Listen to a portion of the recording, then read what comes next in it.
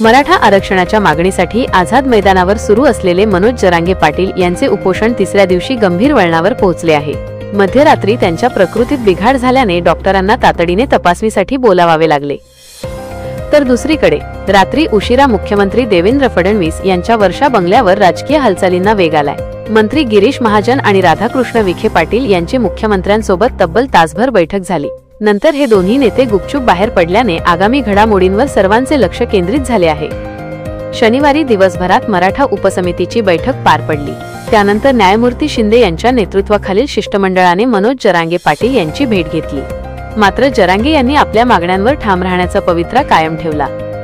रात्री उशिरा उपसमितीचे अध्यक्ष राधाकृष्ण विखे पाटील आणि मंत्री गिरीश महाजन हे मुख्यमंत्री देवेंद्र फडणवीस यांच्या वर्षा निवासस्थानी गेले होते। तिन्ही नेत्यांमध्ये जवळपास तासभर सविस्तर चर्चा झाली। चर्चेनंतर मात्र हे दोन्ही नेते कोणताही अधिकृत प्रतिसाद न देता गुपचूप वर्षा बंगला सोडून निघून गेले। मराठा उपसमितीचे अध्यक्ष राधाकृष्ण विखे पाटील यांनी शनिवारी रात्रीच मुख्यमंत्र्यांना शिंदे समिती आणि जरांगे यांच्यात झालेल्या चर्चेची सविस्तर माहिती दिली। त्याचबरोबर उपसमितीच्या 2 स्वतंत्र बैठकीत झालेल्या चर्चेचाही आढावा मुख्यमंत्र्यांसमोर ठेवला। या घडामोडींनंतर आज सकाळी 10 वाजता पुन्हा एकदा मंत्रिमंडळातील मराठा उपसमितीची बैठक होणार आहे। यातून पुढील तोडगा निघतो का हे पाहणे महत्त्वाचे ठरणार आहे। दरम्यान उपोषणाच्या तिसऱ्या दिवशी आझाद मैदानात आंदोलकांची संख्या वाढण्याची शक्यता आहे।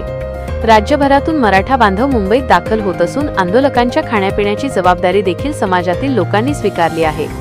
सकाळी महापालिकेच्या कार्यालयासमोर मोठ्या प्रमाणात नाश्त्याचे वाटप करण्यात आले। केळी, सफरचंदे तसेच इतर खाद्यपदार्थांची वाहतूक करणारे टेम्पो मैदानात पोहोचत आहेत। यामुळे आंदोलन अधिक ठाम व संघटित पद्धतीने सुरू राहण्याची चिन्हे दिसत आहेत।